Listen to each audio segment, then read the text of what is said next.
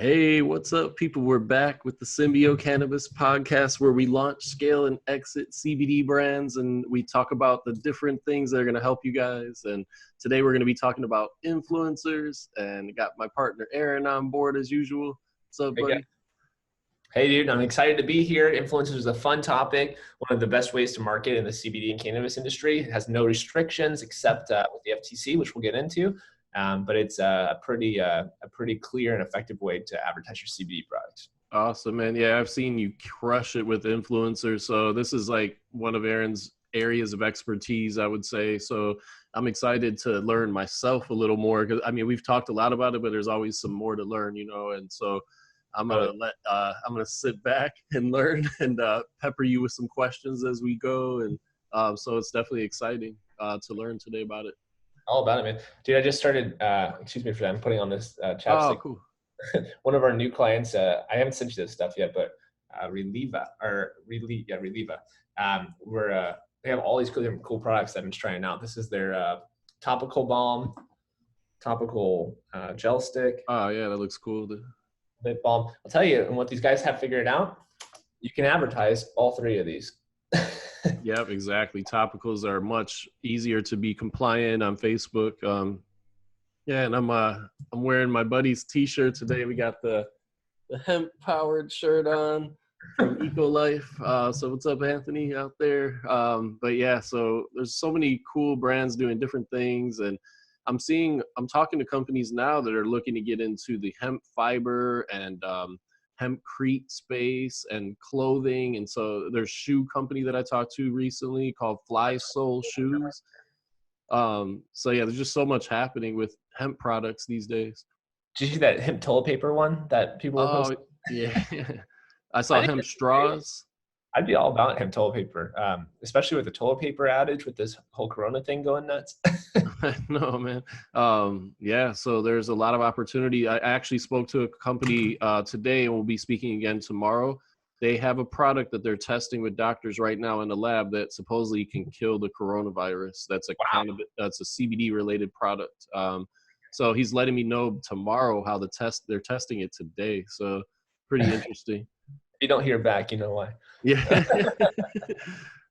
So yeah, man. I'm excited to dive in. We got a lot of people in our group CBD Business Success on Facebook wanting to learn more about influencers and how they can get out there with their brands. And, this will be able to help because I talked to some companies that I talked to. They're like, yeah, it works great. We're crushing it. And then other ones like, oh, the influencer game didn't work out for us. Totally. Yeah, absolutely. So why don't we start with just like what is influencer marketing, and then kind of how I approach it. And then I think specifically that's a really good point is how to make it effective. So let's start with what is influencer marketing. Influencer marketing is essentially sponsorship and endorsing. If you're familiar with that world, which I think most are, that's essentially what it is, but it's taken on a new name, influencer marketing, primarily due to the rise of popular online individuals who were not previously celebrities or sports teams or large companies. Yeah. So in the past, you often saw like a band or a sports team might have got sponsored or endorsed by Nike, right? And then Shaquille O'Neal or someone would wear his new shoes or new shirt or whatever it is, and then the company would benefit from that. So that's still happening, and some people call that endorsements and sponsorships. Other people call it influencer marketing. But now it's happening to a much wider degree where you have people on YouTube, Instagram, Twitter, Facebook, really doesn't matter, anywhere on the internet, and sometimes offline, that are becoming influential, and companies are approaching them with either free product, paid opportunities, or paid collaborations, or win-win opportunities like commission or affiliate deals. Yeah. Or somewhere in between. I've even seen companies lately do a lot of equity deals, or you even see a lot of influencers these days create products. A good example of this would be Kylie Jenner. She's created several different brands. Didn't Kylie Cosmetics, I think, sell for like 500 million or? Oh yeah, something ridiculous like that. And then she's got a CBD brand that she's launching as well. So that's coming out soon. Totally. Is Happy Tea ran by Kylie or supported by them? I'm not sure. I don't think so. I think I lost you. Oh, I'm back. Cool. Okay, so let me show you an example, and then we will get started. So a lot of you guys know that I was the chief marketing officer at Monk for 3 years. We scaled that company to a very large company very quickly. Two of the main ways we did that were through influencer marketing and Facebook advertising. They work very well together. So we'll come back to this, but the key with it is really having an omni-channel approach. Is doing influencer marketing, Facebook advertising, your affiliate advertising, your email marketing, doing them all at the same time. So you're getting many touch points with your consumer, and those touch points lead to that conversion. I think that makes sense. That could be why, like, some of those companies that said it didn't work out for them, maybe they didn't have all those things tied together, you know? Absolutely, dude. And that's almost always the case. If you just hire an influencer and you're like, hey, I'm ready to be a multi-million-dollar company and I'm going to hire one influencer, it doesn't work. You're trying to create a cloud of influence or ecosystem. Exactly. You're trying to create like that world around your product that people are talking about. You're hearing it in multiple places. This cool guy you heard about, I was talking about it, and they also talked to this person. And then your friend has it because you both are interested in the same things and both listen to the same influencers, right? For instance, this is a Whoop band, really cool band. You see, I'm doing it right now. But this is a Whoop band, and Joe Rogan talks about this one. The company went from nothing to something real quick. But then all my friends who listen to Joe Rogan, they're aware of it. Like you just said, oh yeah, or they have it. And so that's often what's going on. So let me show you an example of influencer marketing done well. This was many years between myself, the team I led, and my wife was running influencer marketing for Monk as well for a while. And we had several other people that were doing influencer marketing on the team, and it really did well. But just simply typing the word Monk, which is the brand name, check this out. These are kind of hundreds of influencer videos that we created over the years. With millions of views. Yeah, totally. This one's actually BuzzFeed, 5.3 million views. These are a couple influencers, 2.2, 18,000, 308, 50, 28, 500. You kind of see them going. Some of these are lower, 16, 60. But it goes forever. And I see it says ASMR. What does that mean for people that aren't familiar with that? ASMR is I don't remember the actual, it's auditory something. I think it's audio sensory meridian response, maybe. Oh, gosh, you get 10 points. How'd you remember that? I don't know. That's into this stuff, guys. No, I'm not. I do like, when I've seen it, I like it, but I don't watch the videos though. But yeah. It's pretty cool. These ASMR people, they essentially like make noises like and things like that in order to stimulate a response in your mind. Some people are really stimulated and like it, and other people not. What happened with ASMR is we found this niche that was very untouched with brands, and very many people weren't marketing to them or trying to get endorsement deals with them or partnerships with them because they were kind of just strange videos, but they were getting tons of views. And so when we were running Monk, we leaned into that and got a lot of people in the ASMR world to start creating videos about their products while using Monks. Sounds like not big a deal. When you get 1 million views, 10,000 likes, and hundreds of comments, which are off now, you get hundreds of thousands of comments. Then you get a big wave of revenue heading to your company. So this is an example of influencer marketing. So let me show you kind of what these videos look like. You get an influencer like this who takes that you create a deal with. They take your product, they produce some type of a video, either a review, or they do a showing with several different products, or they integrate it into their video. And they'll talk about it and they'll link to your product in exchange for some type of payment, whether that's a commission deal or paid one payoff or equity in your brand or something similar. So I think that it makes sense what the influencers are, right? Is that kind of clear? Yep. Cool. Okay, so that's what influencers are. This is what those kind of videos look like. So the question is, how can you find influencers that would take your product and promote it? What kind of deals would you make with those influencers? And how would you convert them into brand ambassadors or people who are willing to do influencer marketing for your product? And how to make it profitable? Would you say that's probably the place to cover? Yeah, and then also one thing I'm noticing is how cool that box looks. So you have to make sure that the experience looks cool on camera, and by doing that with good packaging and other things. Totally. Absolutely, man. Just make a couple of notes. I think that's a critical part. You know, like people want, especially influencers, they want to promote cool things. They want to promote things that are awesome, which means high branded, high quality experience, high quality packaging, good brand values, all these things. So I take a three-pronged approach when I do influencer marketing. I do a qualitative way, a quantitative way, and a kind of what I call software method. So I'm going to run through all three of those. Let me stop sharing my screen. There we go. So essentially, let's start with the quality-focused way.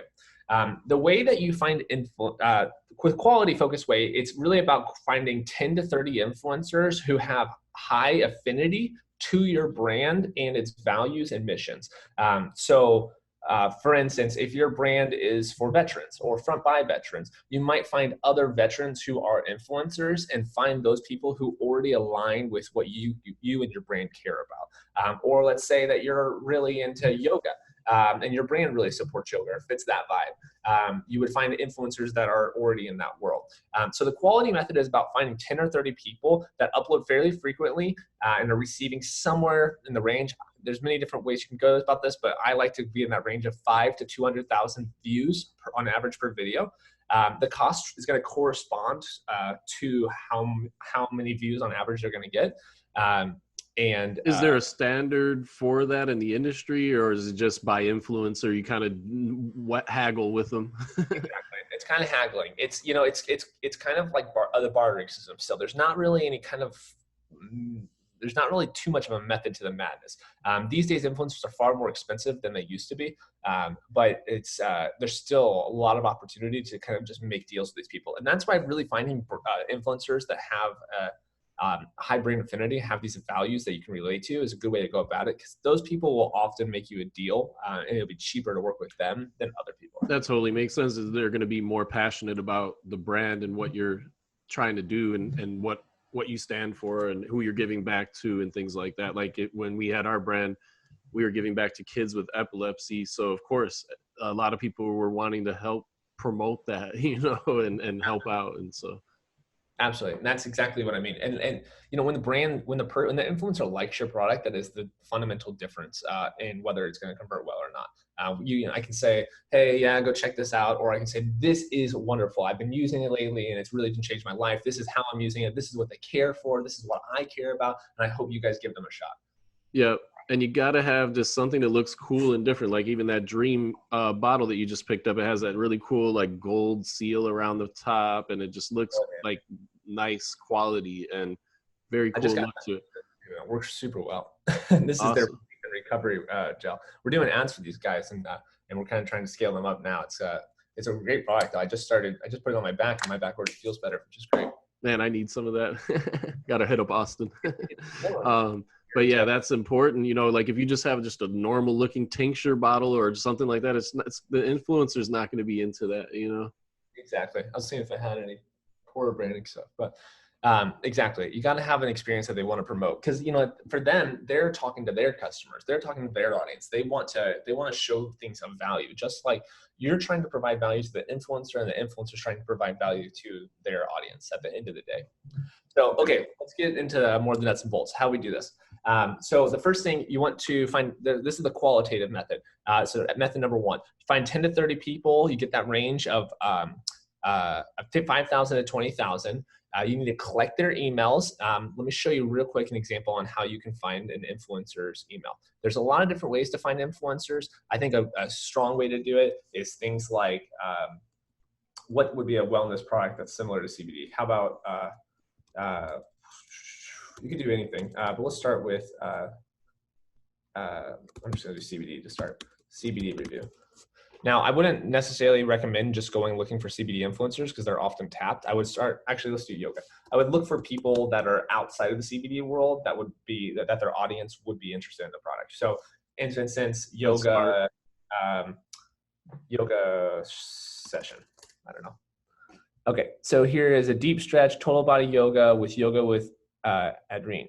7.3 million views, 909,841, 26. So these are really big influencers. So I'm kind of scanning past them because I think that they're going to be a little too big for what we're going for. Yoga approved, breathe and flow. Here we go, 300,000. That's high, but it's not too high. I'm going to check them in. It's a little higher than what I just quoted, but I think it works. 35.8 thousand followers, cool brand, cool people. Seems like a couple, which means it's going to relate to both men and women. Lifestyle, cool, right? I can see something going on here. So what I do is I go to their profile and I hit about, scroll down, and look at this. 4 business inquiries, view email address. Okay, I'm not a robot. Admit, and there it is. That's their email. Now, that's all you really need, guys. Once you have, and you got their Instagram too if you want to DM them. Exactly. And so now that you have your email, you can go ahead and reach out to them and you can create a relationship where you're promoting their product. So let me go ahead. So that's one way to do it. Other ways you can do it is you can go to Google and you can type in influencers for yoga or whatever, and so you can find them. But I find the best way to find influencers is search topics that you think your audience might be searching for online and find people who are creating content that's of value or at high views. Collect their emails. I'd suggest collecting 10, I'd probably collect 50 to find 30 to find 10, maybe a little bit more than that. And then start reaching out to those people. What are your thoughts? Like I've seen before, they have software, like there's companies, influencer companies, and they have software with like thousands of influencers and you can connect with them through the software. Is it better just to do it organic or to use? Well, that's kind of why I take this 3-pronged approach. So like I do this qualitative way where I do it organically. Then I do this quantitative way where I churn and burn. I get virtual assistants to collect thousands of influencers' emails and I put them through an email marketing system. But then I also use those softwares where you can connect with influencers directly. The issue with the softwares, which is why I do a 3-pronged approach, the issues with the softwares is they're often very high priced, both the software and not always high price for the software, but there's usually a price for the software and there's usually a significantly higher price for influencers through the software. Yeah. So I would, so here's the way you do it. You collect their emails, you reach out to the influencers individually via your standard email. So just your Gmail account. This is a very personal thing. You're trying to create a relationship with these people. Let them know that you appreciate their work, that you share similar values or niche, and that you would love to collaborate with them. I suggest offering any topical product, they are topical or otherwise product that they are most interested in. The reason I suggest offering a topical product is because you can actually, once they get their video created, you can repurpose that video that they created as an advertisement on your Facebook and Instagram ads if it's a topical product. So get them the product, whatever they're most interested in. I usually would offer them somewhere between like $100 to $5,000. It really depends on your budget and it really depends on their reach. For a video review or an integrated product feature in one of their videos.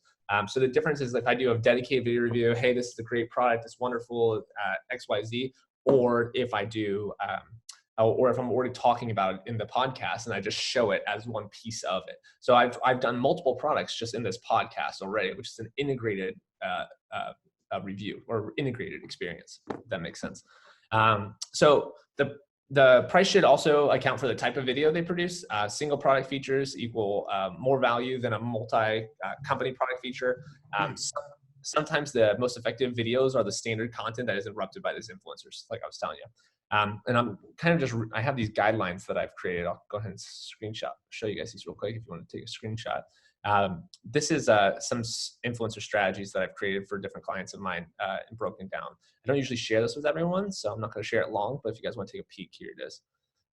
So you want to, with this qualitative strategy, you want to create that relationship with these people, make that deal, and then you want to get them to create that piece of content. Once that influencer has created that piece of content for you, the goal is actually that you can get into a relationship in the qualitative method where you can get them to keep creating content over time. Now, when you're talking to them about the deal, you can make a couple offers. You can tell them that you'll pay them up front. You can tell them that you'll set up a commission link or an affiliate link, and you can give that to them. And you'll give them a certain % of sales. And you can also, depending on how big they are, potentially just offer them free product. It's hard to find any decent sized influencers who will do work for free product though at this point. Yeah. And then some people do a combination of both, right? Where they'll give them product and give them commission, link for affiliate commission, things like that. Absolutely. and maybe even pay them as well, like all three. With the qualitative method of just one is I usually try to pay them at first, get that going. And then once they have one good successful post, I say, hey, that went really well. I'd love to do another one with you next month for, a little bit less in price, but I'm going to give you this commission link. And the goal is that this commission start paying you enough or that I don't have to pay you anymore. Or if they really like the product and you create this really nice branded relationship with them, the goal is to turn them kind of into ambassadors of your brand where they consistently are posting on your behalf and they're consistently making a lot of money. Because if they're making a lot of money and they're spreading the word and sharing the product with a lot of people, then who else is? Your brand. Yep, exactly. So that's the number one way. You can take those videos, you can repurpose those videos if they're for topical. If you get permission from the influencers to put them on Facebook and run them as retargeting ads or run them as cold traffic ads and or prospecting ads, and they work really well. Oh, speaking of that, do you sign a contract with them to get permission or like a standard contract? I usually don't. I actually just ask for permission to advertise their videos in the email, and often influencers are willing to do that because what do influencers care about? They want influence. Yeah, they want publicity. If you tell them, hey, I'm going to put some money behind it, I'll put a link to your page in the comments or something similar, often they'll go for it. I would imagine. But you guys got to get it in writing so that way you have it in case there's ever an issue. So those are some examples. So that's method number one. It's the quality method. Any questions on that one before I jump to the next? No, I get it. Cool. Quantity. Now, we just talked about quality. That's finding influencers that are really close to your brand that would add a lot of value long-term. The second is quantity. This is where you want to collect as many influencers as you can find, and you want to put them through what I call a 5-step email sequence, okay? So how I go about this is I hire a virtual assistant. I show them, here's an example of, real quick, I'm sorry, I'm gonna pause before I jump straight into that. One thing on that, guys, you want to focus on YouTube. A lot of people focus on Instagram because of its low-hanging fruit. And it's okay. You can focus on Instagram. It's not the worst decision. But the thing about YouTube is it has long-tail content. When we started, I just typed in monk, and we saw videos from months ago to 2 years ago, even 3 years ago, 5 years ago, or 4 years ago. They go back, and you want that because YouTube has a long return cycle compared to Instagram. Instagram, they post and it goes away, and people won't see it after a week. The return, the long-term return is far higher through YouTube. It does cost more sometimes, but it's well worth it in my opinion. That makes sense. So quantity, hire a virtual assistant, define what a quality influencer is for your brand. How I define a quality influencer is they have to have a certain amount of views per video. They upload at a certain rate, a certain frequency. So at least once a month, at least. They have to be in a niche that's relevant, but it could be many niches. Yoga might apply, health, wellness, aromatherapy, cannabis, any of these niches might apply. And get creative with this because that's where a lot of the opportunity is, finding those unique niches. And things like engagement rate, like make sure that the views aren't fake. Make sure that, or maybe they have to have a certain amount of subscribers. You define these things up front. So that way you can tell your virtual assistant to find the right people. How I do it is I would pay a virtual assistant somewhere from 12 to 33 cents or 12 to 35 cents per influencer, and I would hire them to collect thousands and thousands and thousands of email addresses and information about each of the person. I then would go to a software. You can use many different softwares. The one I like using is Mailshake. Oh yeah, I love Mailshake, man. That's really user friendly. Yeah. Totally. I'll connect it with your Gmail account, and then you create a 5 email sequence that you drop these influencers into that increasingly offer them more value in exchange for promoting your product. If they reply to any of the increasing of amounts of the value as it goes down, then the last emails don't go.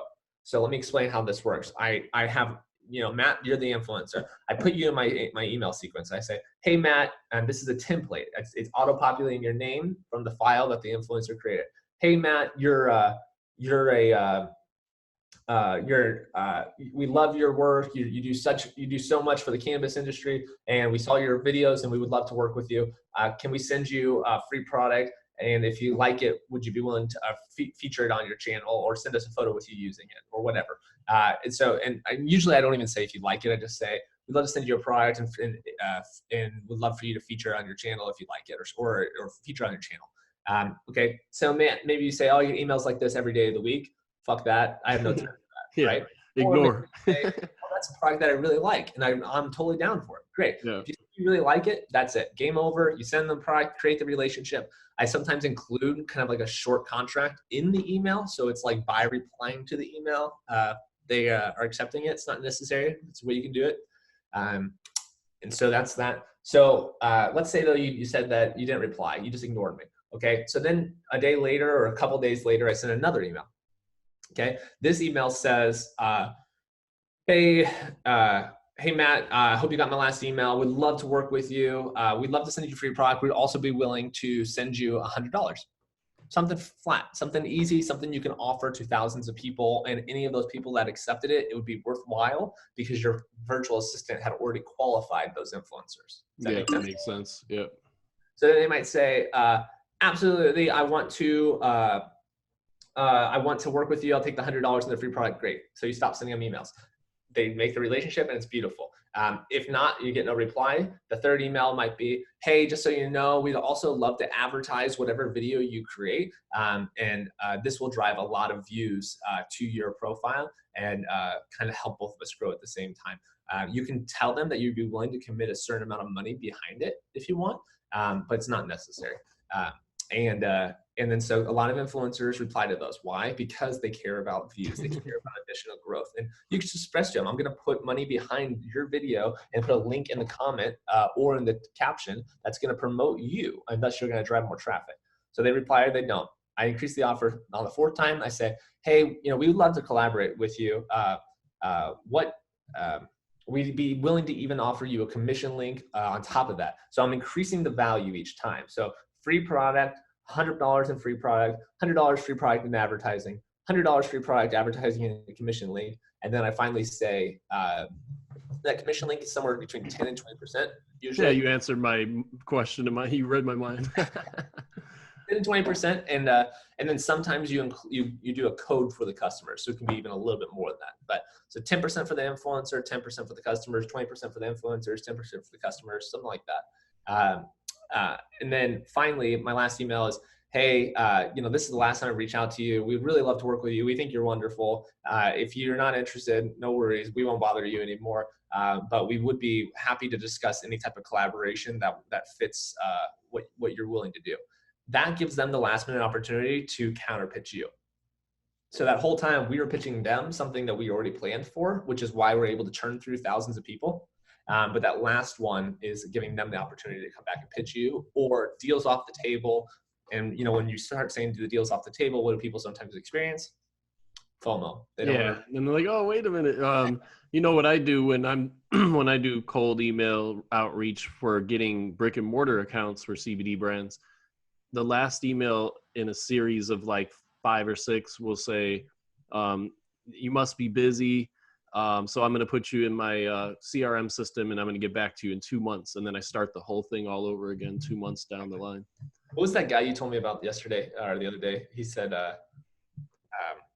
I'm looking at my phone and waiting for reply. Yeah. There's Eric Gregg, I think is his last name. He's an email marketer and he's really good. He was peppering me with emails because I was so busy. I didn't have time to get back. And I wish I could read all of them, but one of them, the last one was, I'm just sitting here looking out of my window, staring at my iPhone, waiting for you to call me back. And I was like, man, this guy's good. I'm going to get back to him. And I did. And so, yeah, hopefully we're going to do some work with him. And, but yeah, you got to get creative with the emails sometimes and the way you word things and be funny or like engaging, be different. Like that's what caught me off guard with that guy. Everybody's emails are so formulaic and business-like, and he was like cracking jokes and stuff, and so it was just something different that stood out. Totally, dude. Absolutely, and that's it. Real quick, I realized I put those emails. I just want to switch in order real quick. So you have free product, then viewership and advertising, then $100, $150, then commission link, then let me know what your deal is or the deal's off the table. You say it friendly. You say it in a kind, loving way. But that's essentially the deal. So now we've covered quality and quantity. Do those make sense? Yep. Cool. What's the last one? Software. So this is where you work on your software. There's hundreds of them. If you just type in influencer marketing software or top influencer marketing software at best, I don't know which one to recommend. I don't use too many of them. I tried out Upfluence before. I thought that was a really cool one. Totally, they're good.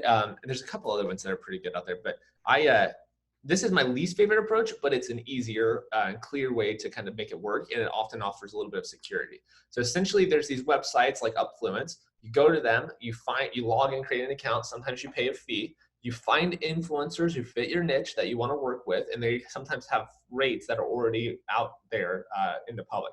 You make a deal with these influencers, you send them the product, they create the video, they put it there, you often review it before it's published, and then you approve it, and then they publish it.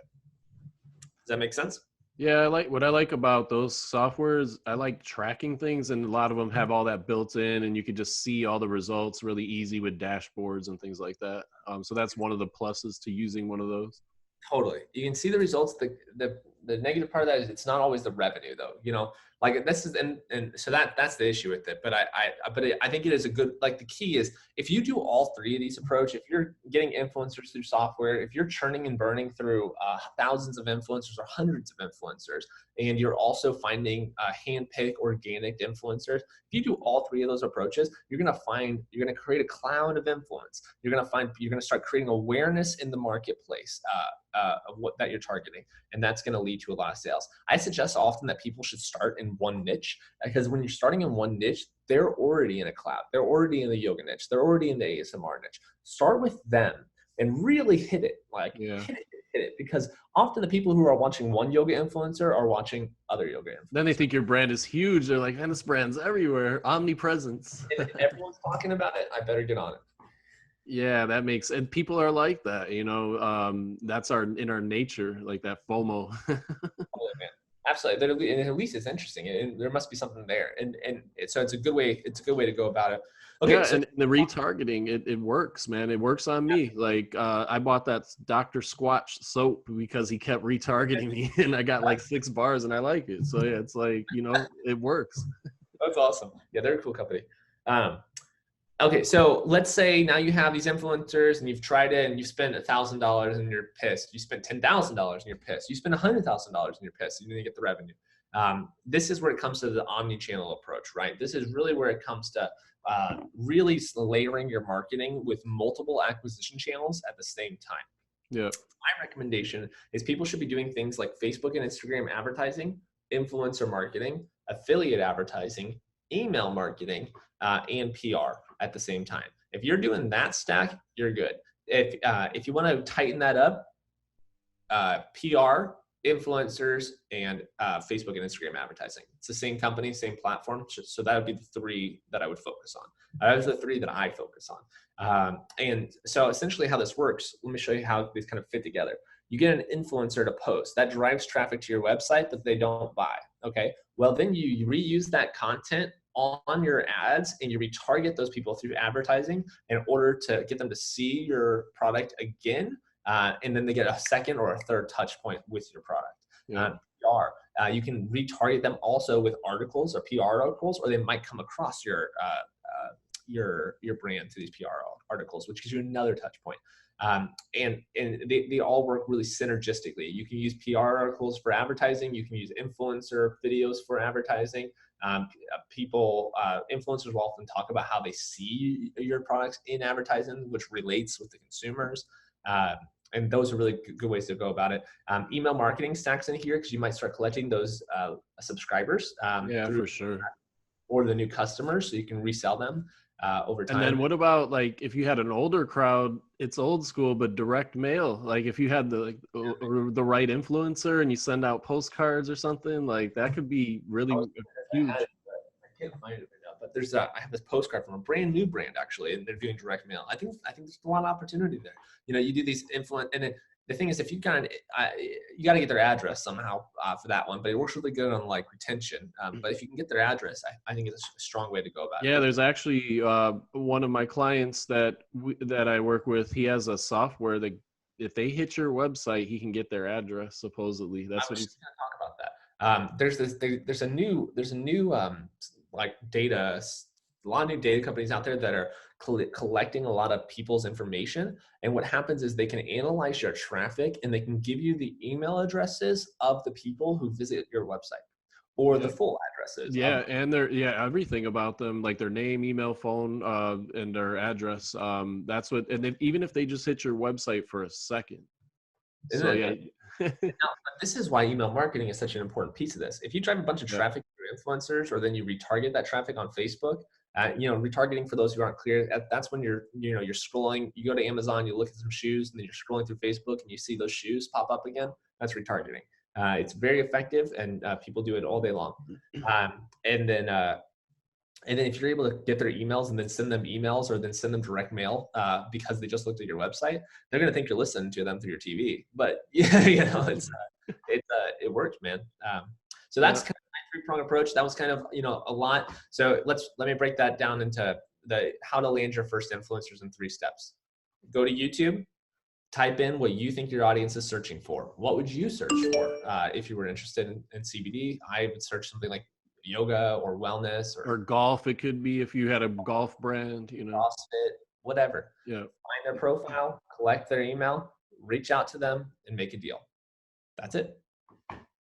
Very simple. It's just about what I see with a lot of people is they don't want to do the hard work. They don't want to roll their sleeves up and just pound the emails or get the systems in place to have a VA do it. And it takes a while to get all the systems in place and start setting everything up, ducks in a row. And we can help with that too. So if anybody wants to reach out to us, feel free. And that's one of the things that we do is if you don't want to handle all that yourself, Aaron obviously is an expert with that. And so that's one of the things that we can do, as well as the ads and strategic consulting. Yeah, man, absolutely. I suggest give it a shot, guys. Like at the end of the day, it's relationship building. That's what it is. If you can build relationships with others, if you can do sales, if you're already doing wholesale, it's similar. It's very similar. Just pound it. Yeah, get on it. Always be trying to provide value. What do they want? How can you share it with them already? How is your product going to improve their life? How is your product going to improve the viewers of their channel or their Instagram page? That's good. That question, they're gonna say yes for sure. And the best point you made, I think, was what do the influencers want? They want more influence and more exposure, and that's what you can give them. And if you position it in the right way, then you should get a ton of influencers on board. And if you have like a really cool looking product, like that drink you showed me, Kin, I think it was called, like their packaging is like just unique, and you got to have something different that pops on camera. Stands out. Exactly. And always make sure to get their permission to use their videos and ads. You can be, and the key is when you're asking permission, tell them the value to them. I want your videos because I want to be able to use them, and I'm going to mention you in the videos, which is going to drive you more traffic and share your videos with my audience. And I've rarely ever been told no. So I think it's a good way to do it. And guys, videos cost money. This is an integrated way to both get video content created, testimonials created, and your products. Hey, let's talk about one thing before we wrap this up. FTC and the FDA. If we don't talk about this, Marty's going to kick our ass. What's up, Marty Marion? So essentially, when if you get an influencer to make the video, they really need to if you're paying them, they need to put ads somewhere in their video. This is an FTC rule. If they don't do this, they are going to get in trouble by the FTC. Well, they're going to get in trouble by the FTC, and they're not going to, they could come after you. It's not a big deal, or it's not likely it's not going to be a big deal if you're a small brand not doing this at scale. But if you're trying to do this at scale and work with a lot of influencers, it could create a problem very quickly. And then FDA. Give your influencers guidelines. Tell them what you think it's okay to say and what's not okay to say. Now, the key is, because of this, in the past, you could have influencers do whatever. It was kind of the Wild West. It still kind of is. But the FDA is cracking down with this, and they're going to put more regulations onto, if you're created that influencer relationship, you're responsible in a sense for what they're saying. Yeah, they've already sent letters out to companies for their testimonials making claims. So you can't, the influencers cannot make health claims based on your products. Like you got to give them the guidelines, like Aaron was saying, and you can wordsmith it, and like they can't say this helps with insomnia. You can't say that, but you could say this helps me sleep better, or this helps me with better sleep patterns, or whatever. But you just can't sleep soundly. Yeah, exactly. It encourages it I often get really drowsy, or it helps. I think you can say it helps me sleep better. But you can't not if you have insomnia. You know what I mean? Like you can't. Yeah, it's very fine lines. I often say so, you know, a topical. You know, it soothes my muscles, or it relieves my muscles, or it. Yeah, because if you said it relieves my pain, then that's a problem. But you didn't say that, so yeah, it's like very fine lines with the words you have to use with that, especially if you're doing it at a large scale. You're right, Aaron, and we have experts like Marty Marion that we work with that could really help you dial in the compliance specifications for the influencers. Absolutely, absolutely. All right, cool. Any other questions about influencers before we wrap it up? Just like recapping, like I think from what I learned was you have to have the whole ecosystem in place. You can't just be like, I'm going to go after influencers now. You have to be able to do the email marketing, the retargeting, and everything else using the influencers material in other areas. And that's how you make it work. And so, and even like a lot of people get worried, like, how am I going to do advertising and in email and influencers and PR? How am I going to do all this at the same time? That'll cost so much money. The thing about all of these different outlets, guys, is they come in different, they're scalable. They're just sliding scale. You can start with influencers for $1 or just a free product. There's influencers that range from 100 views to 100,000 views to 100 million views, if not more. And so you know, find the range where you can kind of stack these marketing opportunities together and have them work together at whatever budget level that you can work with, and then scale up from there.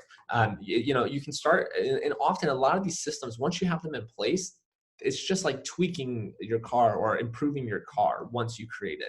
You don't, or once you have it. Yeah, but once you have the system, it's just optimizing it. It's not, you don't have to rebuild it each time. So make sure you track all the numbers and all the people you're reaching out. Everything has to be tracked. Otherwise, how will you know how to tweak it?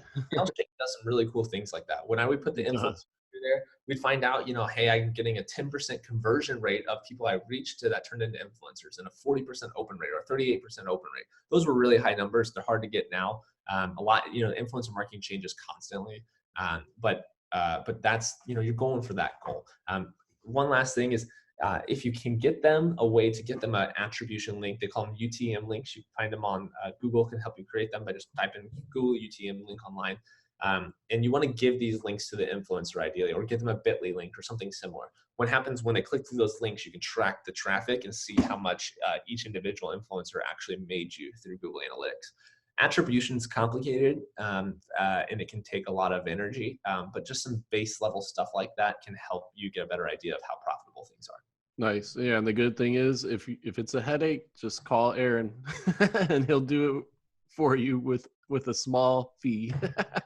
But yeah, we're here to help, and that's what we're all about, man. And giving this information, like you could go out and do it yourself. Like I feel like literally, like I'm not an influencer expert, and what you said today, I feel like I could go out and execute from what you taught today. So that was awesome, man. I think maybe I'll create a mini one of these documents and post it in the document, or in this video, so people can check it out. But yeah, guys, go after it. You know, like you can make these things as complicated as simple as you want. And in the future, I'll cover these maybe in a little bit lighter, simple step, just landing your first influencer maybe. But it's all scalable. You know, it's all scalable. You can be doing this and reaching out to hundreds and thousands of influencers, or you can be reaching out to one or two to get that started. But take the initiative. Don't get intimidated by Mount Everest. Just grab one rock at a time and climb up that mountain. Awesome, man. So yeah, that was a perfect. And then we'll see everybody next week. Peace. Thank you, guys.